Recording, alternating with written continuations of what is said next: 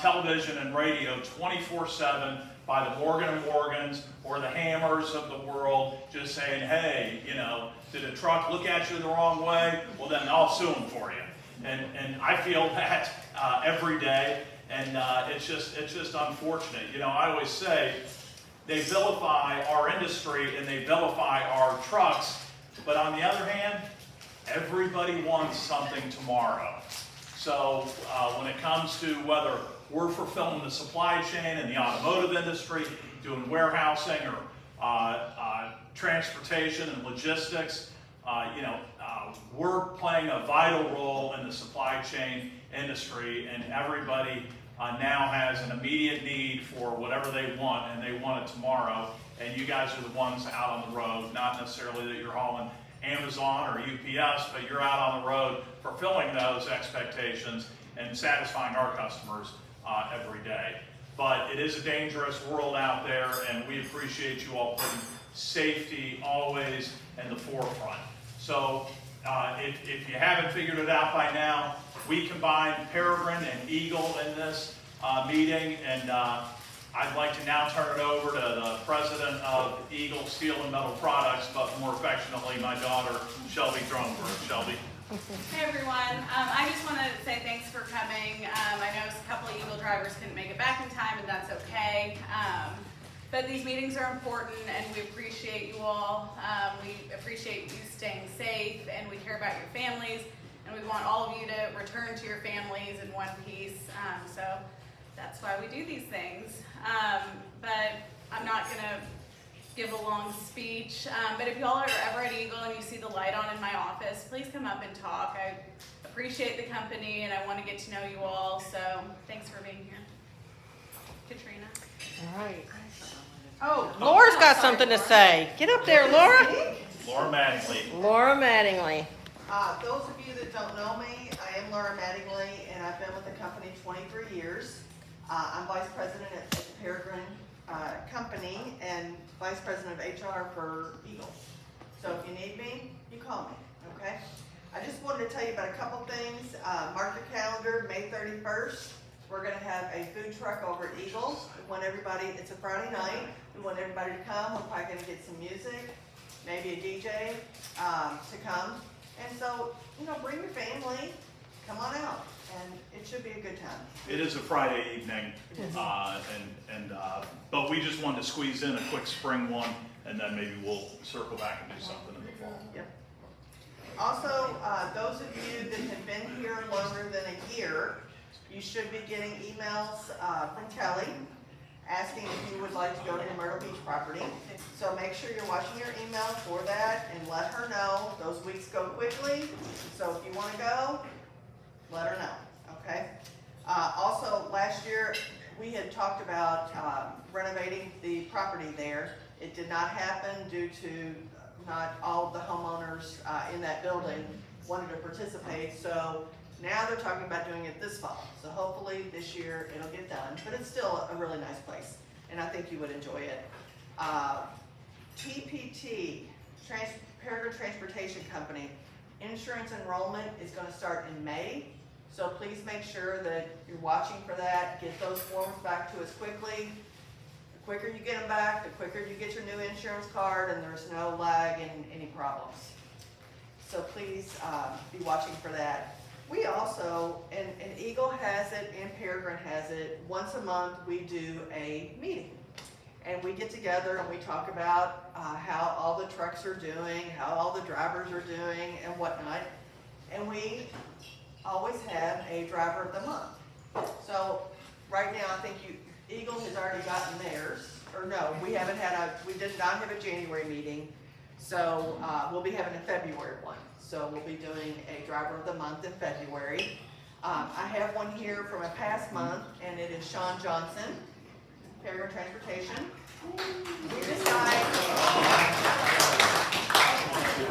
We looked at our drivers, how they help each other, Hold on, guys. the things that they're doing for us. Me hold on. You can hang on to her. Thank you. So Sean got it, You're welcome. and I believe there was another one. Melinda? Hey, Terry. I think Melinda got it for Peregrine also, but she's not here today. So just wanted you all to know that we appreciate you all. We look at you all every month, or pretty much every month, and try to get we just want to give you recognition for the great things that you do for us. So thank you all. If you have any questions about anything, don't hesitate to call me. All right, we're gonna have a short little presentation that's mind-blowing information that Mike Cooley's gonna bring to us. Come on up here, Mike. I'll bring y'all in.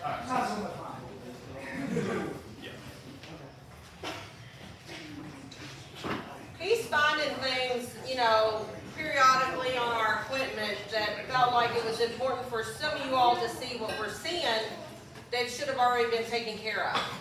So we're just gonna bring it to the forefront. He's gonna explain it and take it away, Mike.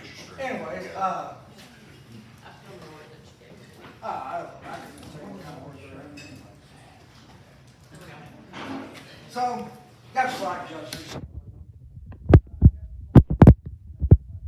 Brakes.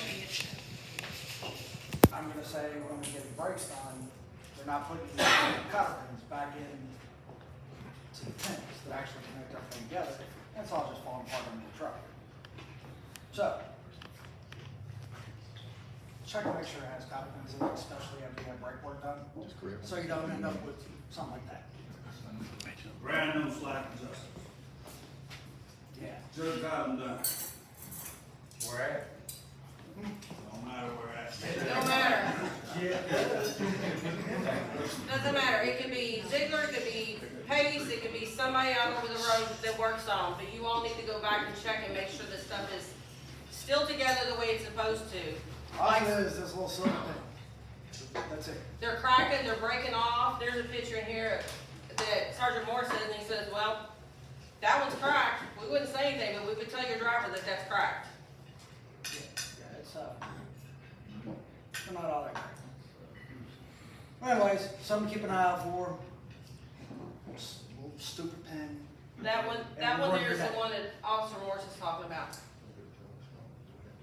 Y'all probably have to get up here really close to see it, because I know some of you are way back there. But, and where? Over Bar there? spot? Is it cracked the bar spot? By the second pin there? Yeah, You're correct? the crack. No, what I'm talking about is on your hairpin or your clevis pin. Where it's broken, you can see it kind of loops out like a cane. Everybody see what we're talking there? Yeah, right there. I don't have a pointer thing.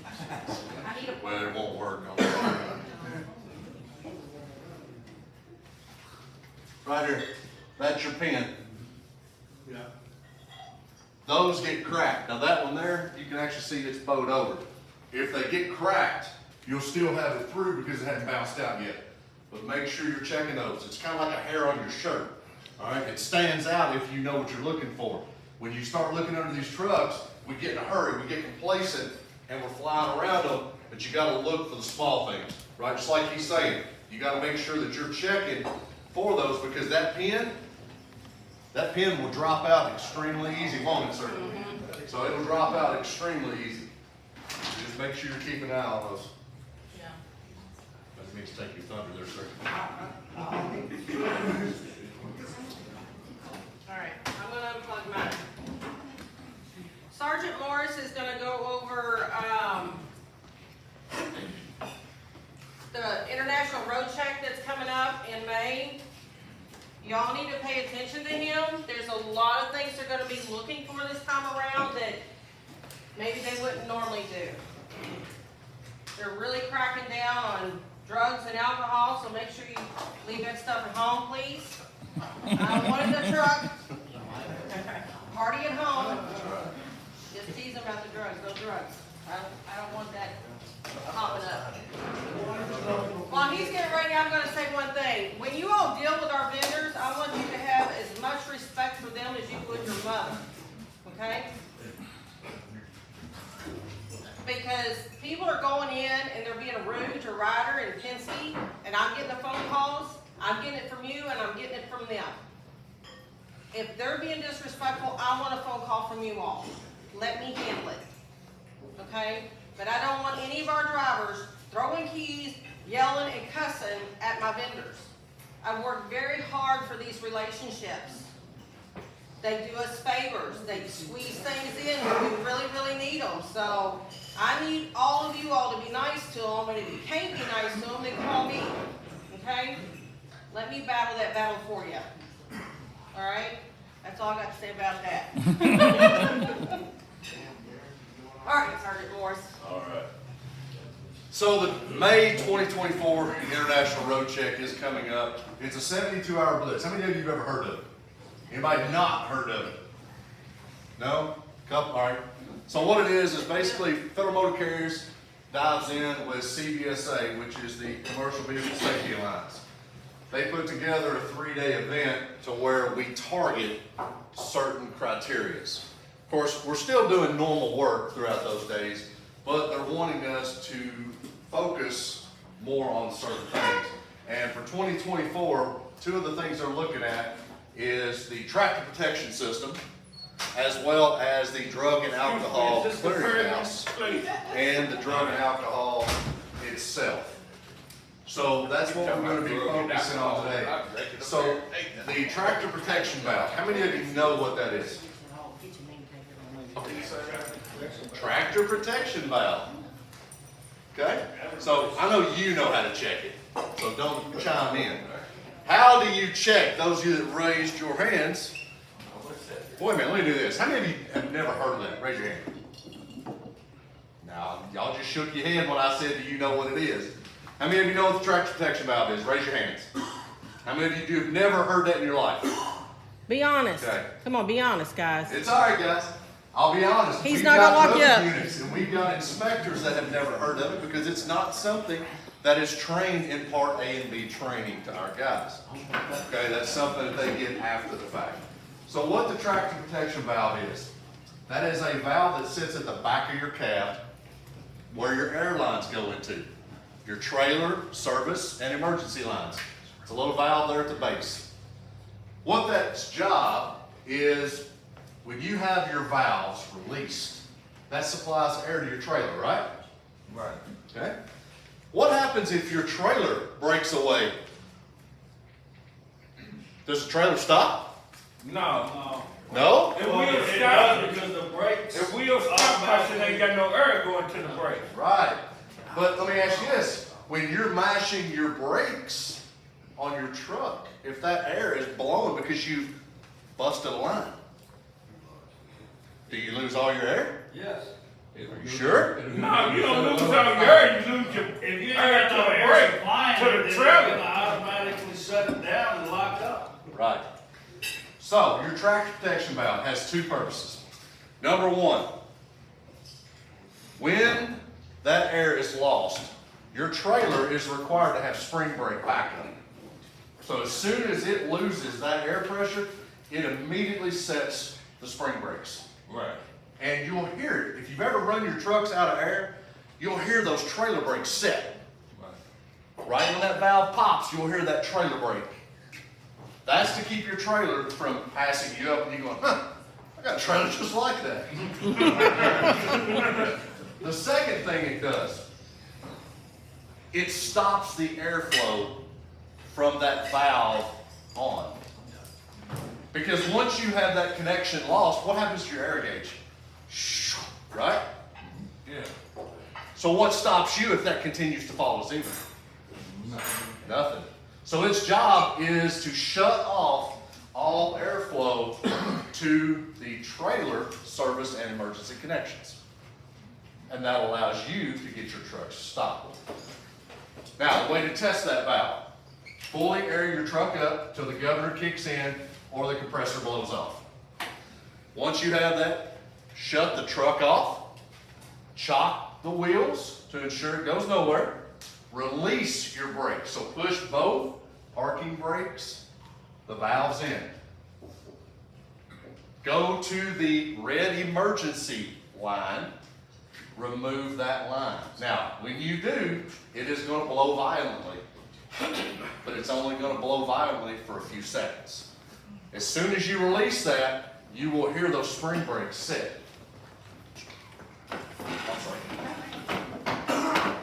Within a few seconds, you're going to notice that that airflow stops to that emergency line. The reason for that, it has now done its job. It's shut off to the emergency side. The second part of that test is you remove the blue service line. And you have someone, or you can even do it yourself, but you hit the brake on your truck, the service brake, the foot brake. There is to be no air coming out of that blue service line when you apply that pedal.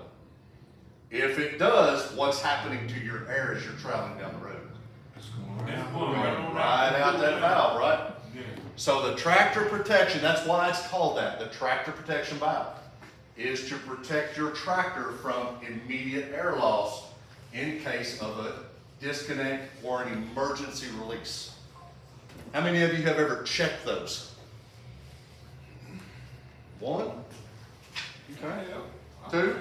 We used to always do the pump. Do the pump down. And then it would, the buzzer would come on. Right, and then- but do you continue on until the valve pops? Yeah. Okay, so you've heard the spring brake set. Yeah. But how do you know if you're passing any air through the service line? Right. And that's the thing, a lot of the CDL schools will teach you to pump it down in the cab. That's what they do. They don't teach you to check that blue service line because again, that's part of it. And where we see the issues, it's not just a simple disconnect. We see it where it's a catastrophic event where there's been a full line severed. All right, it's cut in half, or you've made a turn and it's broke off, something to that nature. That's where we see those issues when we're going down the road. So that's going to be something that every truck is going to get checked on. So be ready for that. Now, that is going to take a little bit of time because, again, we're going to fully exhaust all of that air. So we're going to ramp it up, take it all the way down, and then you're going to have to build it all back up again. Okay, so just be prepared for that when it comes down. The second part of the 2024 is the drug and alcohol portion. Of course, we always look for drugs and alcohol when we're in or around any camp. We're constantly looking at you, listening to you, smelling. All right? Think about this. Alcohol and marijuana, easy to detect, right? Why? Smell, right? Ooh, that smell, right? Yeah. But somebody's on pills. Can you tell? No. Somebody's on heroin, low doses. No. No. Now, somebody's methed out of their mind. It's pretty easy, right? They're hanging off the sideboard screaming at you. That's an indication. But there's drivers that are operating up and down the roadway today that are utilizing narcotics, utilizing depressants, stimulants every day because it's pills, because it's low doses. Because of this, they're essentially operating under the influence. Because what amount of any of that can you have in your system? Zero. None detected. So that is something we're going to be super checking. When we check anyway, but we're really going to be harping on it. I got a question. Sure. I have to take blood pressure medicine 3 times a day. Is that a drug that's going to impair your driving ability? I have no doubt that it don't. I would have a very candid conversation with my physician then, I mean, it's because I am not a medical physician. such a low dosage, but I have to take it at noon every day. Is it lisinopril and lodipine? No, heck no, it's Prozosine. Okay, so that is not a narcotic. That is not a depressant. That is not an inhaler. Okay. So that is not going to be anything that's going to affect your I also driving. have my Albuterol with me. That's also. not, that's not any of those. It's going to affect you. And I got my, Do you get a medical card every 2 years? no, 1 year? 1 year. You're past that. None of the medications you're on are a prohibited or restricted drug. Sir? What about them little pills you get at the truck stop that keep you Oh, yeah. alert? Yeah, the bees. What about that? That's bad. I didn't get to Kansas City, and I didn't be there there. I grabbed you a couple of them bees. What happened? What's That's going an on? amphetamine. Is it? That's a stimulant. Sure is. Yeah. So, You better stick with coffee, Fred. It's supposed to be going over your time, so I mean, you're gonna be a violation. right. So here's the Oh, thing, yeah, guys. for real. I'm asking that for real. Yeah. Them little beads and that extra thing to make you say caffeine and stuff. So let me give you an example. Several years Hey ago, guys, pay attention to this. we had a driver that was operating, and we'd gotten complaints on him because he was all over the road. Troopers got to him, and as they started to stop him, he was ramping on southbound to the interstate at the 102 mile marker right there at Lebanon Junction, just south of it. Well, he's bouncing his car off the guardrails. Okay, so, you know, again, indication, right? We get him stopped, car's clean, no smells, no anything. He bombs field sobriety. So they're immediately thinking drugs, right? Because there's no smell, there's no injection signs, anything that's right off the bat. But he's 100 miles a minute. So, I mean, you know, right off the bat, I call, because I'm a drug recognition expert, I call stimulants, cocaine, meth, something of that nature. Get him in, run through it all. Sure enough, my testing corroborates what I determined, that it is a stimulant. So that's what I call as a professional drug recognition expert. When I get the blood results back, guess what was there? Stimulant. Nothing. Nothing in the blood. So, you know, me being certified since 07, I've done it for 10 years, and I'm going, looking back over my face sheet, man, that stems all day long. I send it off to our state coordinator. Look at this and tell me what you think. He sent back, he said, man, that's stems. He said, this guy had a blood pressure that was through the roof. He had a pulse rate that was 160 beats per minute. He said, that's stems. I said, blood's nothing. He said, excuse me? I said, blood was clean. He said, go back and start interviewing. So we started going back and interviewing, and in the process, we sent the blood off to another agency, as well as we contacted other states and found out that there was a case out there that was similar. So we sent the blood to Pennsylvania. It come back caffeine, extreme high doses. So while we were interviewing, talking to his coworkers, other individuals, we found out that the individual was an avid Red Bull drinker. He was working 2 jobs at the time, one factory that morning, one factory that evening, was probably only getting about 2 to 3 hours of sleep a day. He was already working overtime as well, so that really cut into his sleep time. On his breaks, he would go to the local 5-star and get the 6-packs. The 4, 6, 8 packs of Red Bull, and he would pound those on his breaks. Well, he got off from the one job, going to the second job, and right before he left, his coworkers said the time that he was there had drank 26 Red Bull. Oh, wow. So, it didn't show up in the blood system. No, because it's not a drug. Yeah, you're right. So it's not a drug, right? Caffeine you wouldn't think would be a drug. But here's where we made the difference. Did that substance affect his ability to operate a motor vehicle? Yes. Absolutely. So if you look under DUI laws, it's the inability to operate a motor vehicle safely, and if you are under the influence of a substance. Now we all get wrapped around illegal, right? If I say drugs right now, there's going to be a handful of things that you're going to spit out, right? Right. If I say alcohol, it's pretty easy, what this young lady's got on her wall over here, right? But if I say Red Bull or caffeine or the bees, what are you going to think? 5-hour energies. Oh man, I pound 3 of those a day, right? Yeah. Right. But it's when it's affecting your ability to drive a motor vehicle. So those are the things, again, we're going to be checking. Another part of the drug and alcohol is the DAC, the Drug and Alcohol Clearinghouse. When you all go and do your pre-employment, when you go and do your random drug tests, if you have a positive test, your carrier is required to do some things. They have to submit that paperwork to the DAC. The lab that took the blood is also required to send that off as well. What that does is that prohibits you from operating any safety-sensitive functions, meaning driving a truck. We find them all the time. All right. If you do have a positive test, there are ways to get your license back. So it's not like you're going to be prohibited for your entire life. But there are steps that you have to go through and hoops you have to jump through as well. Right. Let me ask you this. Sure. Cause you got an owner, do y'all go back and go, well, that's what he was doing. Supposed I was on the Red Bull and not on the drug, which I don't do drugs. I just got caught up in I ate an edible and had an exam that day, and I don't know what an edible is. I know what weed is. I smoke a blunt. I know I'm guilty if I smoke but I ate an edible and it caught up on me on that Monday. And I was trying to figure out why was that some edible and people weed. This is all hypothetical, right? No, this is for real. And so my brother for real. I don't tell no lies. I tell you exactly the truth. Somebody got their mouth checked. I want to know it. I want to know it. Do y'all go back and go, well, he was out, he did it. He failed his drug test.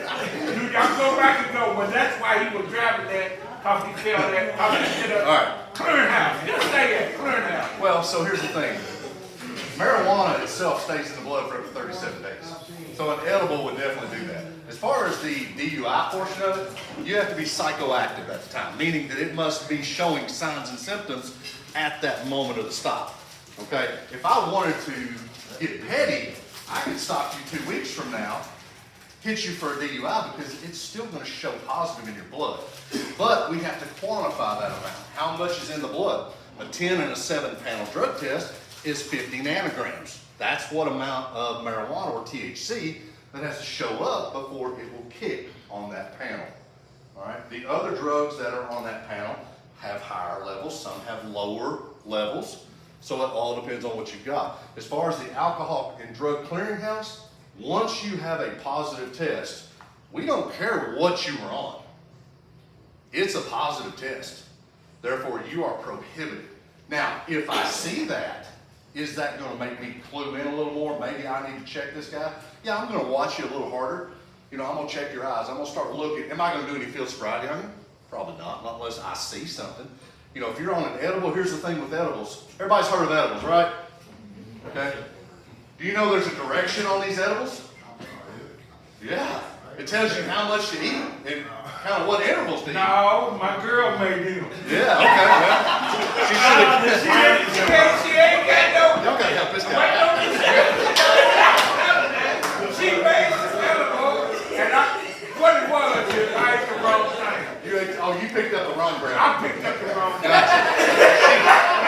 She had them on 2 plates and you got the good ones. Now I gotta know it because I be out on the road, and if say that you pull me over, run my stuff, bingo, I got marijuana on my clearinghouse. Okay. When you see that, what will you do? Well, I'm gonna look again. I'm already doing everything as far as observing you. I'm listening to you. He's gonna I'm smell you, looking Fred. He's at gonna your smell I'm you. gonna sit up and down. I'm gonna smell. You know, if I smell marijuana to me, it makes me sick. Yeah. I can't stand it. If I seize marijuana, I have a container in the back of my truck that seals it off. Because if it gets up into the cab with me, it gives me a headache. It makes me nauseous, just the smell. All right, I've never used it in my life, but that right there makes me so sick, I have to put it in a container. So I can detect it. If I'm this far away from you at your car and you have just smoked it, I already know. When I get in the car, I'm like, where's the weed, man? Oh, it's just edible. Edible ain't got no Edibles smell. have no smell, but there's signs and symptoms. Pupils are blown out. There's reddening of the lower eyelids. I've been crying. My mama died. There's one that you can't fake, and that's lack of convergence. You right. You can't cross your eyes. Yeah. Yep, that's one. I was just wow. wondering because I didn't I'm know in that that. situation right there. Yep, and then also, the vessels in the eyes, capillaries in the eyes, if it's marijuana, it'll go towards the pupil and make a J hook. See? How long, I think what Fred really wants to know, how long does it stay on his, Psychoactive wise? No, in the DAC. In the clearinghouse? Yeah, how long does it, does They it Until said he a goes year through on the the DAC full is 5 process. years. So he has to go through the That'll be on his record process. 20 years from now? Yes. Oh, Yeah. On the, you mean as far as me being able to see it? Yes. Oh, absolutely. Oh, yeah. It never goes, it's always on there. I Yeah, messed when I myself run up.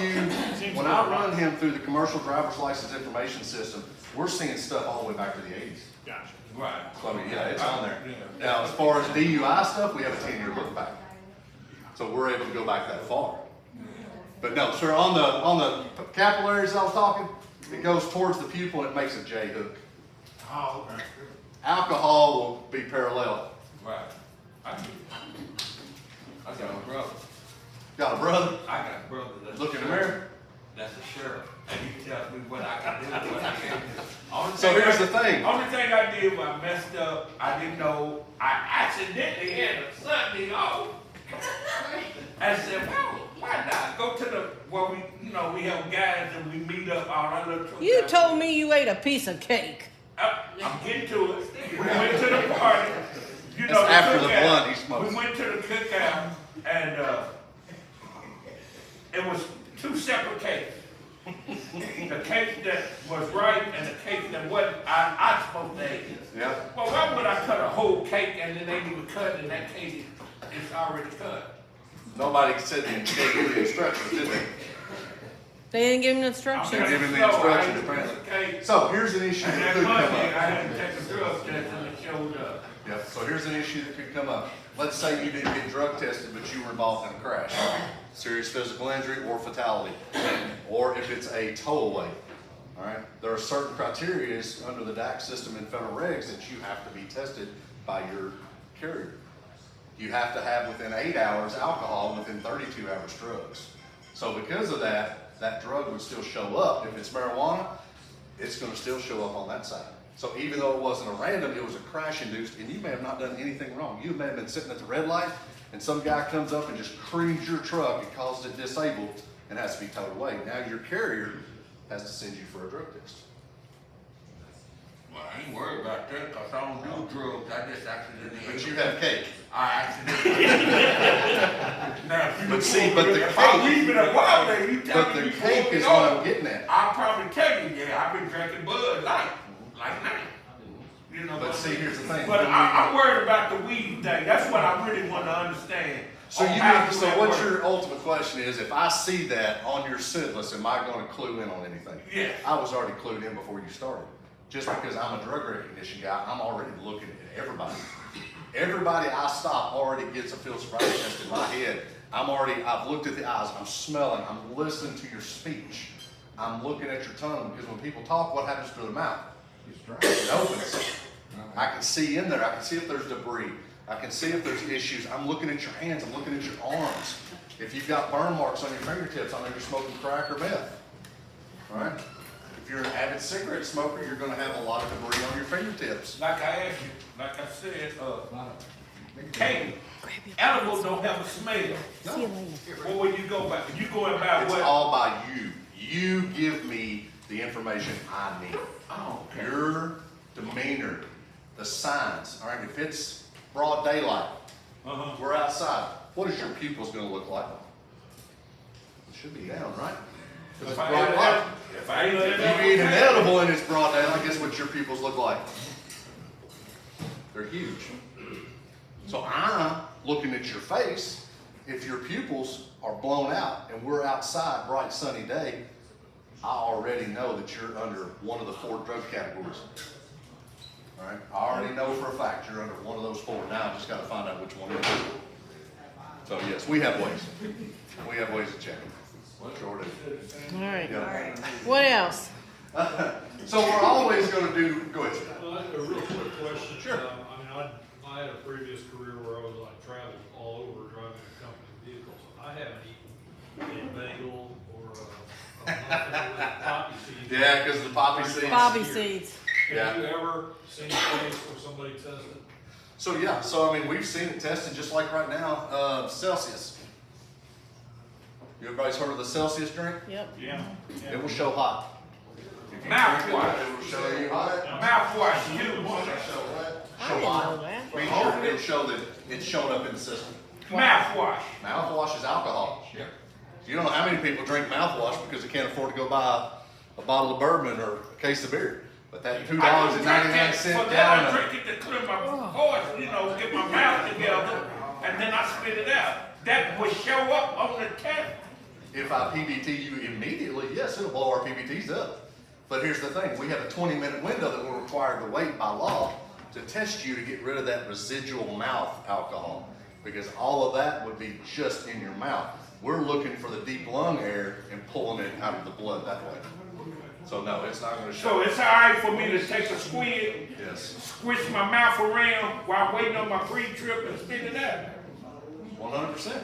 Your truck doesn't care if your breath smells good. Celsius. But I might get pulled over It's by not an officer. alcohol. You don't but wanna it's do kinda that. like, Okay. Oh, I guess I'm it'd be like good. Red Bull or That's all my something, questions. Yeah, it's an energy style drink. Never even heard of it. We went way off base on this. All right, so some of the other items that they are looking at on this, of course, all lighting systems, braking systems, always we're going to continue to hit on those. Hours of service is going to be a big push. All right, we're really looking on hours of service, especially in short haul. So if you're not running an ELD or you're not running a logbook, we can't ask you for your logbook. We can ask all day long, but you're not required to provide it. But what we are going to ask, what time did you start your day this morning? What time did you go off shift yesterday? And all I'm doing is to determine if you had 10 hours down. Okay? Where it gets hairy is if there's an audit, then those records are required. Now, something I will look for, if I see bill of ladings in the truck, if I see fuel receipts, I am a big passenger floorboard scavenger. Because where does all of our trash go? In the floorboard. Passenger floorboard, right? Yeah, so that's where those McDonald's bags go. All in the floorboard, right? Tied up. Yep. And they actually have true and accurate date and time stamps. You go to the fuel aisle, is that date and time stamp correct? Excuse me. Not typically. Cat scales, theirs are so jacked up, we don't trust any of those as far as the date and time goes. But on a McDonald's, a Burger King, any other restaurant, if these young ladies give you a receipt today, it's gonna have an accurate date and time stamp. So I can now look, and if I show that last night at midnight, you got a sausage and biscuit at McDonald's, but you just told me you went off duty at 8 o'clock because I've now stopped you at 6 in the morning. Have you had enough time down? No. Split break. You've given me a supporting document for me to now dig further. Suppose I was on split break. Okay, so you running a log? Yeah, I'm So running did you along. have 7 continuous down in the sleeper and then 2 or more off duty or sleeper combination? No, I came in at 10, it took a 3, and I went into the. So are you on short haul or are you on logbook? I'm on logbook. He's OTR. Okay, all right. So with that, did you have an additional time to come back and catch up your split? Because what we do is we go back to the original stop point, and all of that underneath that is countable. You have to have a continuous 7 hours down to even qualify for the split berth. And then you must have 2, at minimum of 2 to stop the clock in order to go. I thought it was 3 to stop the clock, take a 3. Minimum of 2 will stop the clock. The minimum of 2 was. Minimum of 2 will stop the clock. But you have to have a 7 before we'll even give you credit for it. Just because you have 2 hours down, that's only gonna stop your clock on your 14. I thought they changed all that, you could do 5 and 5. They did, but no. You have to have a continuous 7 hours down to even qualify for the sleeper berth. It used to be 8 and 2. But now it's a 7 and 3 is what it's technically. Yeah, I know. 7 and 3 is what it changed to. So we are going to be looking for those hours of service violations as well. Be very cognizant of all of your information on your logs. If you're running paper, make sure you have all the appropriate 11 items. If you're running that electronic, make sure all of your stuff is in there. Now, a lot of that you can't input. That comes from the office. But you can make sure your tractor number, trailer number, load numbers, all of that is in there. You can make sure that That's that's that right there, low. Is that a big problem? Yes, it What is. is the violation. low number? Yeah, it's a violation. You're either required either the lading number or the commodity. You have to show one or the other. On that, oh, okay, On your wait a minute, hold ELD. on. Cause I ain't did none of that shit you just said. So we gotta put I'm gonna be honest with you, I got. Either or. You I have don't to wanna put the be lading no- number Okay. or the Truck, commodity. trailer, and load number. What about my short haul? Then you wouldn't have that, would you? Well, sure, all you ain't I'm gotta do going that. late, I'm going to go late for. But do you have a logbook to put that into? I have a ELD. So, okay, so then if you're running, so are you short haul? I'm short haul. I Okay, just, so are you gonna tell me you're short haul? So what I, well, it depends on where I'm going. So you're not a short haul? Sometimes I do a long haul. Okay, so then I'm gonna ask you for a logbook. It's all on ELD. There you go, then you better have it in there. Okay, I'll start putting my Sorry. lane numbers in. What about, I guess, when you say short haul, you're just talking about home daily drivers, like in a day cab? You're operating within 150 air miles, you start and end from the same day, or excuse me, from the same location, and you have a 10-hour break separating your next on duty.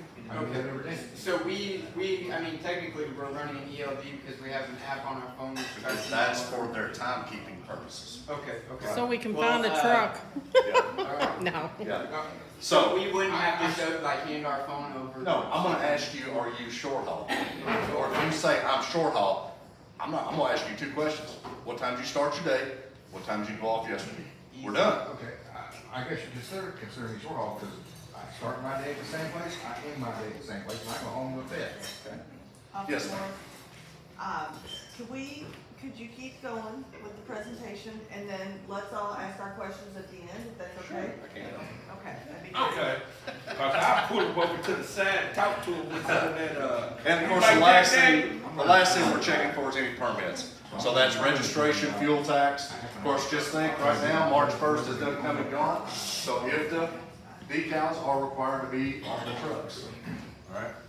Those are the primary large things that are being looked for. The main focus, again, is the tractor protection valves and that drug and alcohol clearinghouse. Those are gonna be the primary focus that we're gonna be capturing data on. But of course, all of our guys are still gonna be doing normal work as well. We are.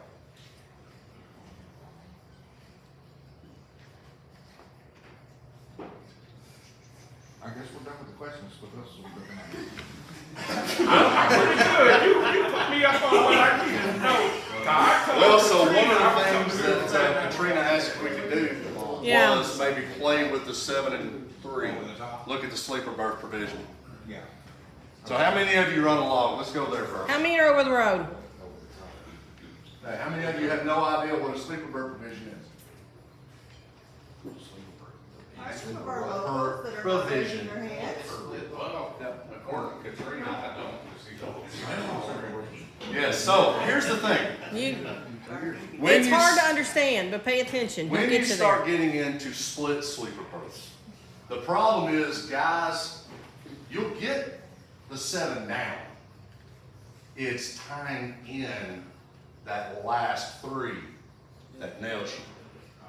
Guys will run over their hours thinking, hey, I'm good, I've got a fresh 11 and 14, but you don't. Because I'm gonna come back to where you started that break, and that's where the clock starts for me. Wow. It shows you right under ELD that you don't, whether It you're will. good or not, it shows you if you have it or And not. that's the part that I'm having a hard time with when the guys are on ELDs. It tells you, you have X time left for sleeper berth provision. Right. So paper log is where we see the issues that guys goof up. The ELDs, if you're goofing the ELD up, man, you're just not watching the clocks. Right. That's essentially what it boils Now, down are to. they supposed to go into off-duty or sleeper berths when they do these Yes. splits? Either On one? which side? So Well, I the know. first rule is 7 hours continuous in the sleeper. Okay. That is the first rule for you to even qualify. The second part is at minimum 2 hours of off-duty or sleeper combination. That 2 hours stops the clock. You're just gonna have how many hours though to complete it? 10. Oh, You 3. got 7 over here. Oh, yeah. What does it take to make 10? That's free. Yeah. 3. Now, you can take more, obviously. You can take as long as you want. No, they can't. If Boss Man says no, you gotta go. But for our purposes, once you hit that 3, you're qualified now. But we're still gonna go back to the end of that 7 hour. That's where we start our calculation. And we call it building the house. We take and we draw a straight line up. Everything underneath that is counted in the time. And what guys don't do is they run over those hours. They don't get enough time, or they don't take enough time down, is the problem we run into. That's my problem. So, back to your question, do you have to go off duty, or you just go back for 3 more hours on sleeper? We found that with Samsara, some of them are doing sleeper berth, and it's working okay. If they go off duty, then it gets wonkatated for some reason. It's not let on the 3-hour side? Mm-hmm. Okay, yeah, and some of that's in their background. Okay, That's in their production. You'd have to get a hold of their, producers on that okay, to get that correct. In Federal Motor Carrier regs, it says at minimum 2 hours of a combination of sleeper or off-duty. That's to catch the last side of it. But the first part, you have to have 7 down in the sleeper. No interruption. No interruption, continuous hours. If you have a movement, if you go to off-duty, you've just broken that cycle, and that whole 7 hours now goes against your clocks. As far as the 14 goes, I can't use it on your 70, but I can get it on your 14. Right. I was watching a TikTok video where a truck came plowing into a bunch of trucks that were parked for the night. Okay. Now, it then trigger their ELDs as in the movement of the truck when they got. Well, yeah, it's gonna show a G-force movement. Yeah. It's gonna show G-force, so I mean, it's gonna Okay, so that's immediately not, activate. I've heard all those But guys can they say not that. articulate that way? Most of the time, you Really? gotta move. I mean, those guys were pretty much tore All right, up. Rick, we're getting outside common sense rails now, but Well, so, But still, haven't you ever done by that? law, the truck moved, therefore it's a violation, but it's not their fault, they got plowed into. Haven't you ever moved your truck I think without going off the, you know, and counting you on a drive? As long as you're under 5 miles an hour, it will not switch unless you drive 200 yards. all right, guys, hang on. So Rick's question was, if you are sitting in a truck stop, he watched this on TikTok, a truck come plowing into a mess of other trucks, would that not activate his ELD? Yes, it will, because it is a G-force trigger. Now, my first question to you is, if I were to stop you, and I don't know why I would stop you after this happened, but if I were to stop you, could you not articulate that I was involved in a crash? Yes, you can. So therefore, that gets you around that. Now, here's something else. There should be notes. There should be a crash report, right? Right. Guys, that is articulable. If I see that there is drive time on that ELD and you can't articulate it, now we have an issue. There's what I was getting at. That's where we go with it.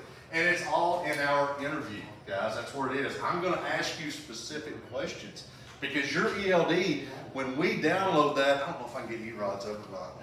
Oh, no, I can't right now. When we download a log, it gives us everything you do. We see the violations. All right, it highlights them for us. All we got to do is just find out what you're doing with them. It shows us mileage jumps. It shows us personal conveyance. It shows us any moves as far as cities, GPS, because these things are tallied on 2 different ways. GPS movement and actual speed, right? Right. So we're able to verify and check those. 100%. But we're going to question you. That's how we figure out what you're doing. All right, it's not going to be, I'm going to look at that ELD and say, oh, yep, here he goes, he's got drive time, he's done. No, what did you do? What happened? Man, I was at a, I didn't have any parking. I was stopped on the shoulder of the road, officer come up, made me move. Okay, is there not a relief for that? Yes. Yes, there is. You can PC. PC. You get held at a shipper, you're out of hours. Can you not PC to the nearest safe location? Right. Yes, you can. All right, there's ways around this. You've got to have common sense with it. I know it's not common anymore, but you have to have common sense with this stuff. Right. All right, you have to have it. So even the short haul guys who are home every day, we can use personal conveyance for, say we're like, oh, I need 15 minutes to get back home, or? Are you out of hours? Well, are you asking like right now? I'm not, So we're hypothetically talking about the situation. I mean, I manage my clock pretty well, I'd say, but sometimes, stuff can happen, like how long. 16-hour short haul. Okay. You can use the 16 hour, but have you used it in the last 5 or planning to use it in the next 2? I thought the 16-hour was only adverse weather. no, That is an addition. that's an And addition. that's only long enough to get you to a nearest safe location. That doesn't just immediately give you a 2-hour addition.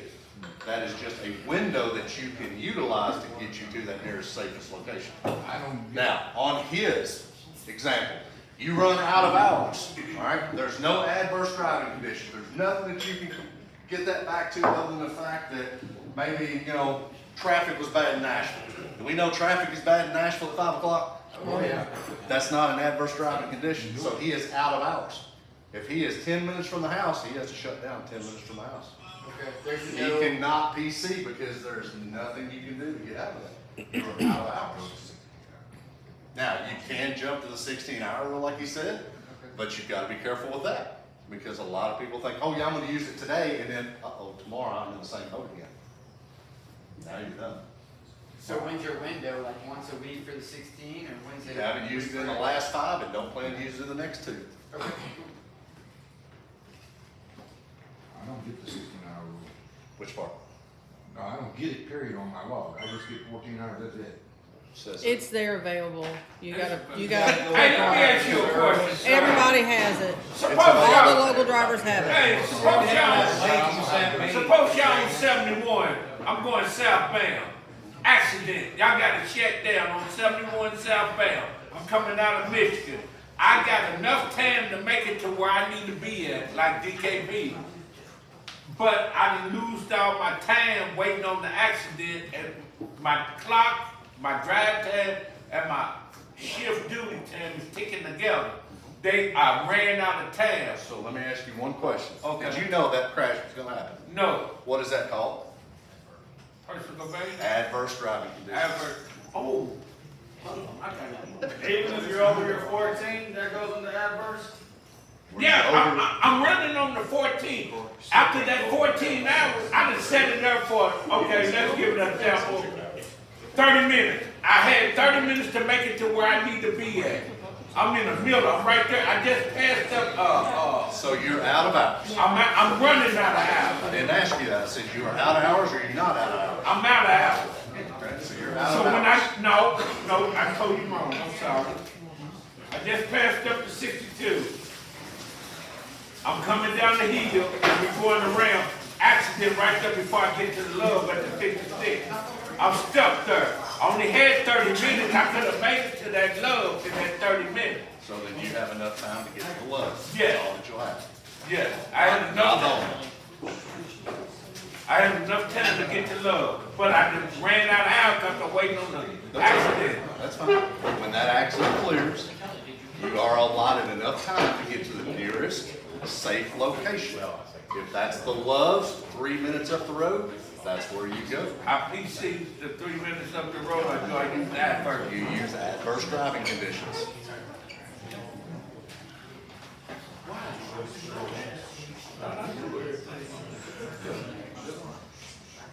Katrina, did you have anything else? Chicken. I don't think so.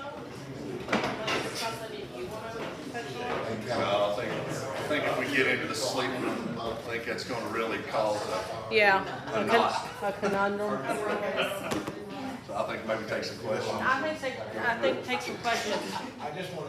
You said when you first started talking that this year for the Road check.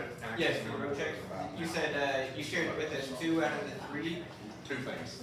The third thing was all of the All of additions. those, okay. Yeah, yeah. We always do all the rest. We're always gonna do that. But what they do is they send out a reporting form, and that's what we're targeting. So we're checking every one of them. Even though we're supposed to be already, a lot of states don't do that. I'll tell you what, I'll show you a quick video real quick before we go into any more questions.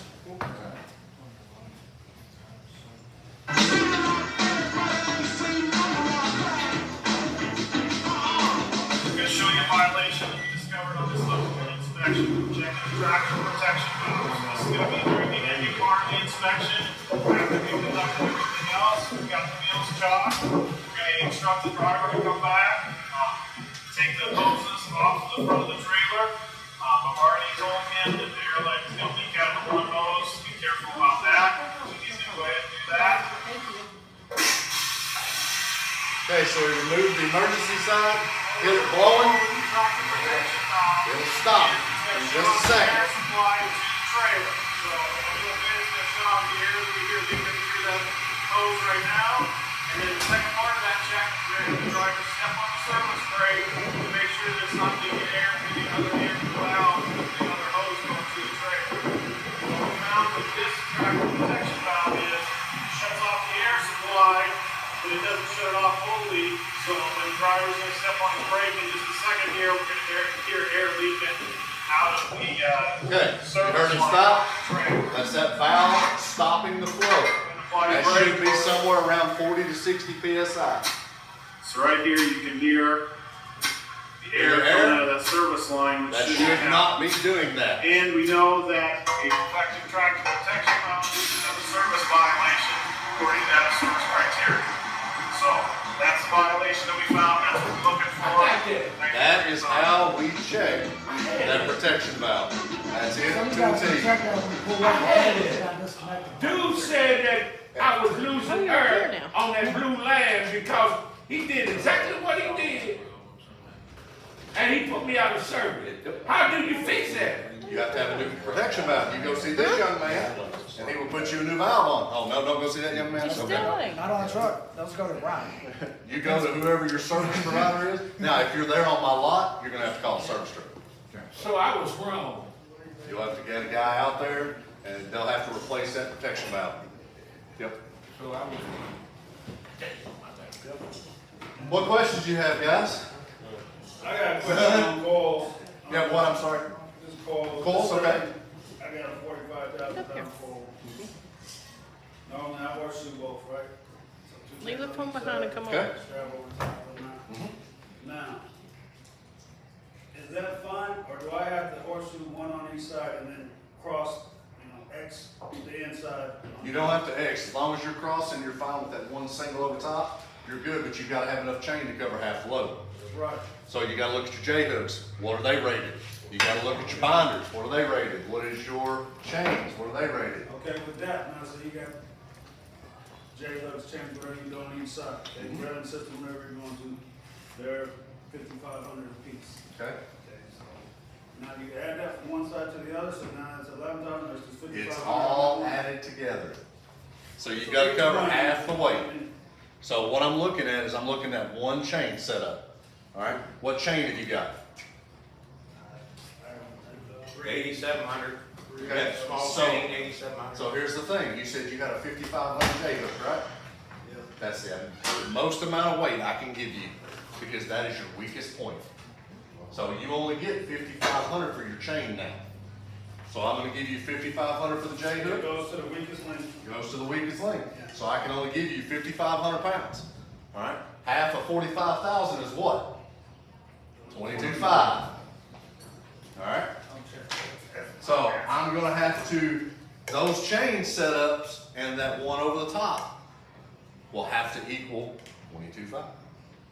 If they don't, that's insufficient securement. So you have to add more, and that's where it gets in. I heard another driver tell somebody one day, and I was just standing there, somebody said, I don't do a cross, and he said, you had to. No, that's an I old wanted to make school. sure I was doing it correctly. No, that's an old school preference, crossing chains, just like crossing your chains on a flatbed or like a small trailer. That's just preference, that's all it is, that's an old school way. He was just saying that the chain would come off on one side, that. Well, you're still gonna have it's gonna pull downforce, one yeah. side and have the X in it that it won't, but I mean, I just personally don't like running the cross. But that, again, that's a preference. You can do either the horseshoe, you can cross them, you can come straight over with them, but you still have to have that single on top as well. Sure. We're using Sam's there, Monday, Tuesday, Wednesdays, and then we have to go to log books, like it went down to the AT&T things. Yeah, so you lost service. Yeah. Right, but Monday, Tuesday, Wednesday on Samsara, and then when it comes back on Friday, it says certify these days. So my paper log showing it, there, but Yeah, so so we I'm can, also agreeing that it feels like so I'm what is agreeing the what is the first rule for ELDs when you have a malfunction? Go straight to paper and do what? Notate the what? The malfunction of the ELD. So how would you do that? You would go into that log It is currently 1612, so 412. You're gonna show 415, ELD malfunction, lost service. That is now your notating point. I can now say, okay, because you're gonna tell me my log went down on this day, right? So I'm gonna look at Samsara for Monday, Tuesday, Wednesday. Then I'm gonna say, okay, here's his log. Wow, what's that right there? He showed me a notation that said he had a malfunction. I can now look at your Samsara and it's gonna show me that, hey, there's no data captured. So that's a malfunction. And then it's gonna show me when it comes back online, and that should also correlate with your paper log. Guys, there are supporting documents for everything you do, all right? And at least always document everything, because that only helps and protects you. These ladies can only do so much to back you up. You have to do a lot of it for you, all right? They can only help you to a certain point. Say we're hauling like 5 or 6 skidded coils, and just for easy numbers, so that each coil is 5,000 pounds, and the weakest link on our securement is 6,000 pounds. So in theory, one chain could just cover over it. Does it still need There's still, so steel coils have their own regulation in the Federal Motor Carrier Regs, so you have to secure those per that regulation. Absolutely, yeah. Well, the point that I want to get is, do we need 2 pieces of securement in the first, 4 or 5 feet still per, is that like DOT? So or first- as long as it's, if we have the right weight rated secure in that one? Are you talking about like the X's on Yeah, you have to on X the those. SDIs? Yeah. That X is to keep things from sliding. Absolutely. That's why you do To the keep your forward. First one in the rear will get X. Yeah, in the rear, Everyone in case you between do that that. gets the same, right? As long as you have enough chain. Okay. Yep. Great questions, guys. What else you got, gentlemen and ladies? Do the brackets on coils have to be on the rear side of the coil? We don't care where it's at.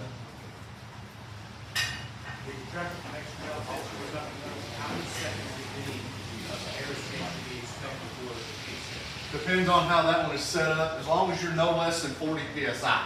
We're not looking at timeline, we're looking at PSI. Now on the trailer, we're looking for immediate set.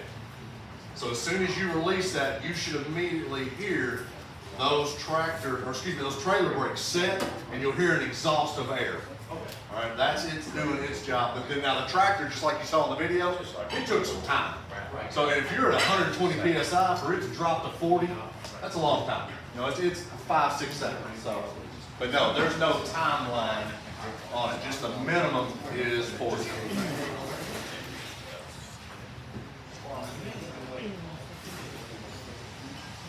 What other questions you got, ladies and gentlemen?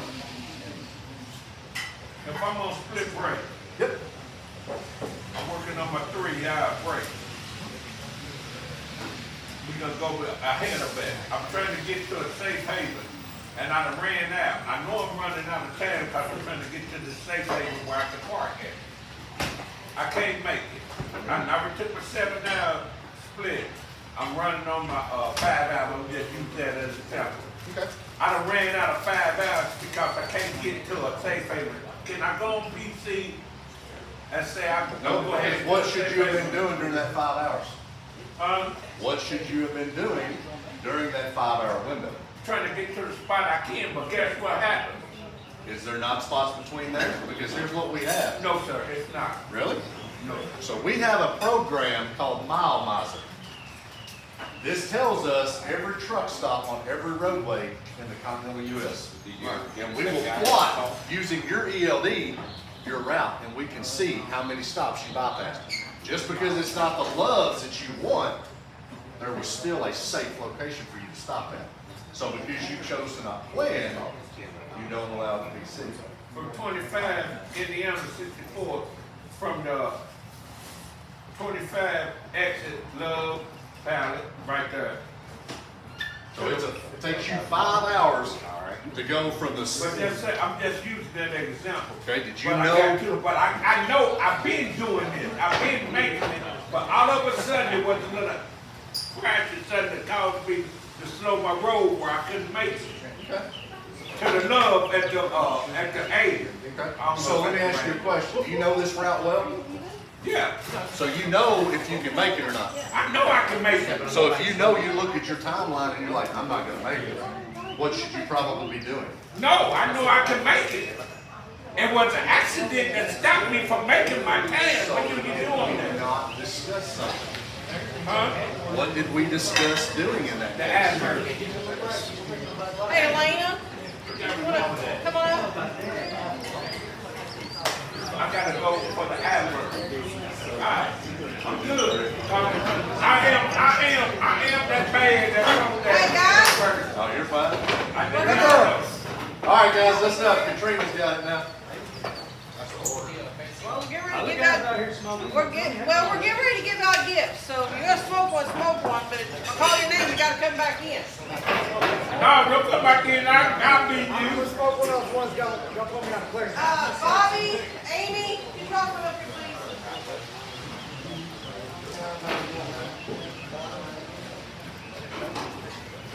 Bravo.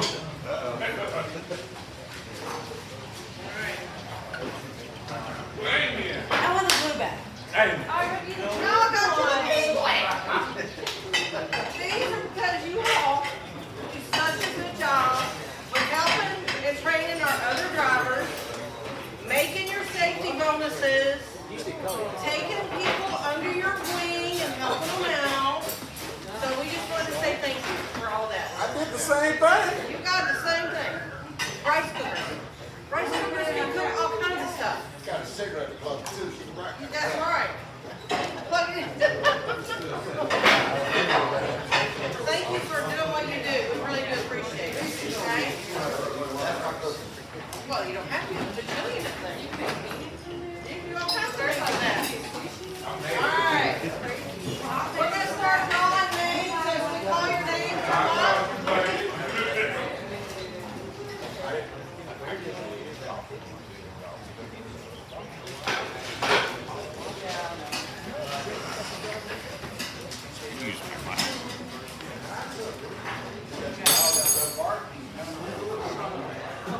Deshaun, come up here.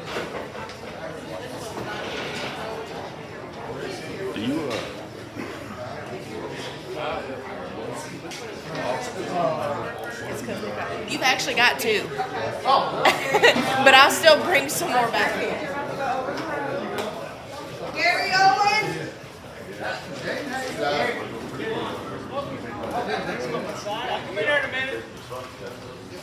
Yeah, I've been off and on taking care of that. Gary, you won the purse. It's not a purse. Hey, you won the purse. Thank you for your hard work, sir. Appreciate you. It's a gift, it's a gift. Show it off. Devin, go come up here. There you go. That's right. Get all them crumbs up. Brandon.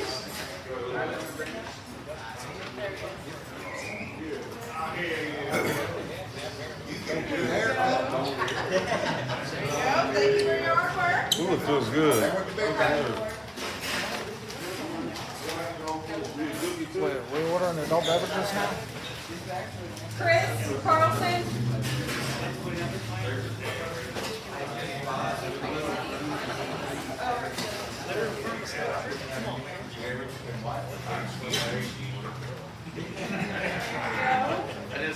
Anthony Arnold.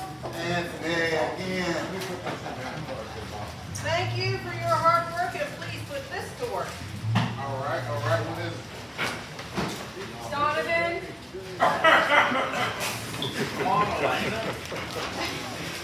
Mike Shelley. Mike Shelley. Mike, I'm gonna start thanking you too, like Tom. Tom. License and registration. Come on in. Sorry, Al. Tammy Nation.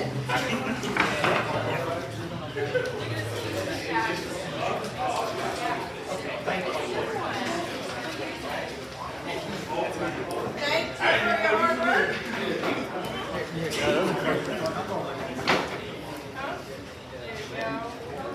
I'm going to grab more to-go boxes. Okay. Mike. Oh, Mike Cooley. I'm sorry.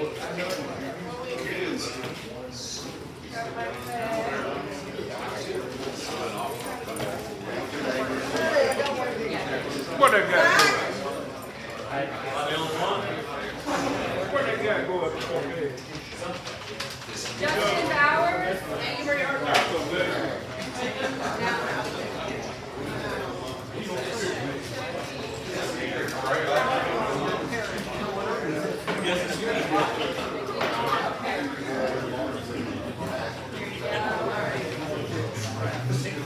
Here's some more to-go. Eric Norris.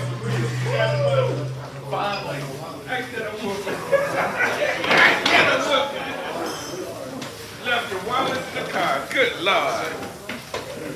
John Gray. Come on up, John. Oh, perfect. I'll take that.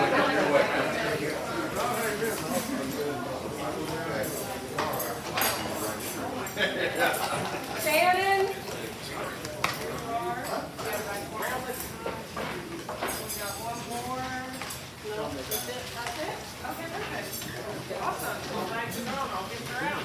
All right, guys, if y'all have any questions for Sergeant Morris, you can ask him.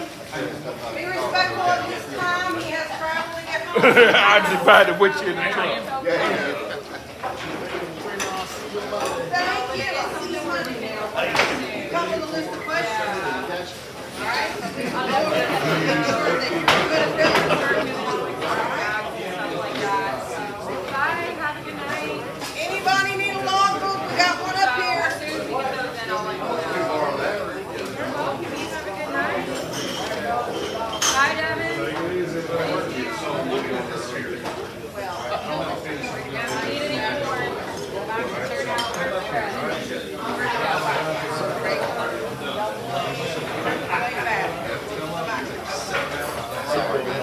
Anybody need one? Got one?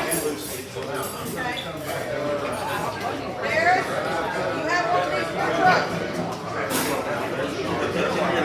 All right. You have one for your truck.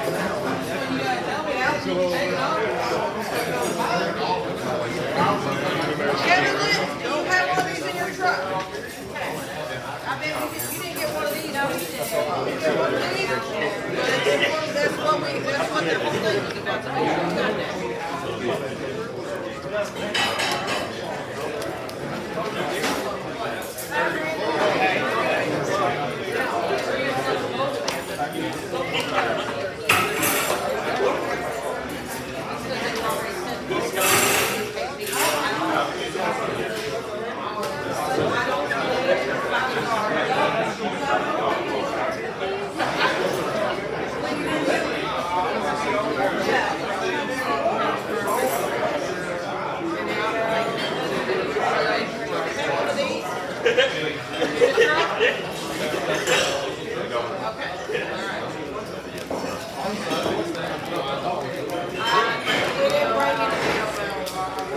When you all are getting low on BOLs over there, you can make a phone call and say, hey.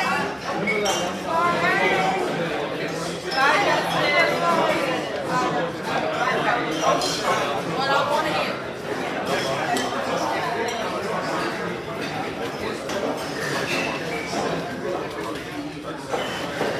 I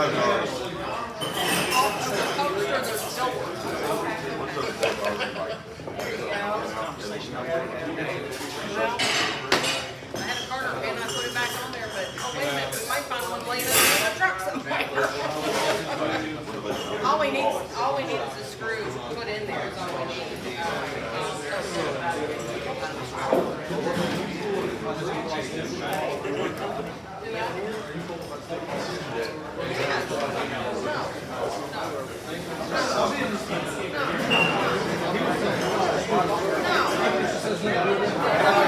He's not telling you that. My buddy Jake would not say that.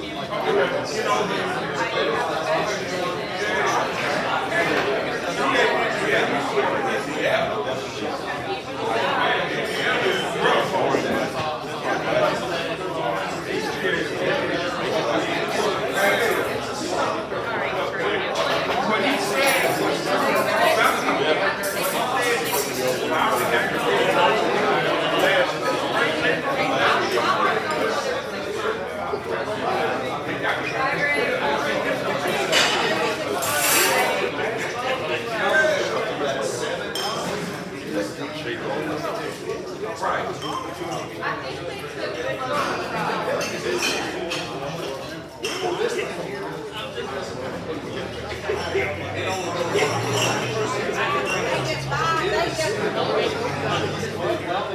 what?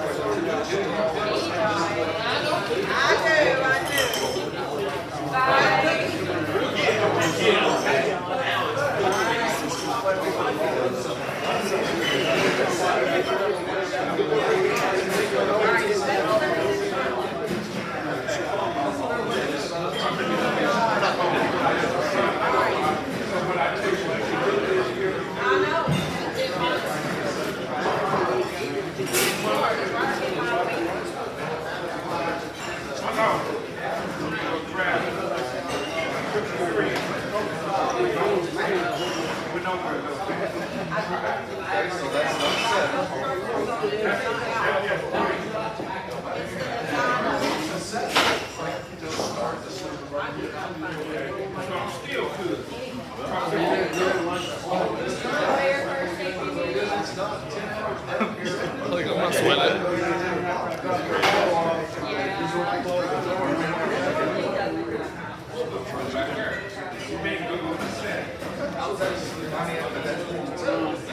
Well, that's it. So, okay, wait a minute, I gotta find out. Yeah, right. Yeah. And they're not even celebrating either, so it's not rely on those right. Exactly. Probably not. Yeah, self-care. I didn't know that. Yeah. Stay away from right. Definitely not. Yeah, you can, right? Thank you. Yeah, it's like selfish. He didn't make it though, you know? So you could like write the picture. Yeah.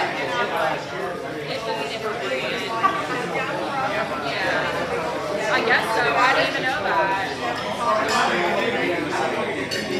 Yeah. I know it.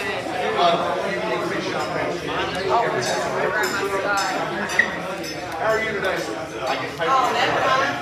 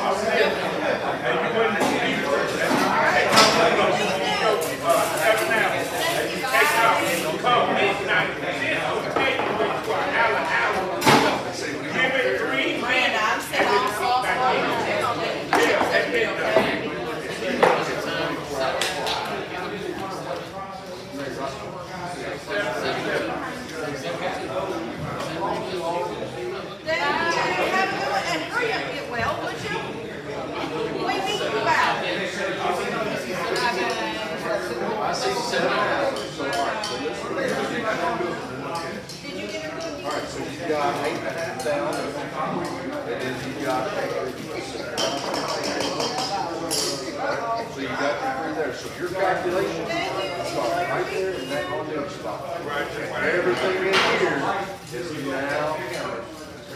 So I'm gonna look all this time. So I'm gonna say, all right, I'm gonna say 8:30. I'll give you 8:30 to 8:30.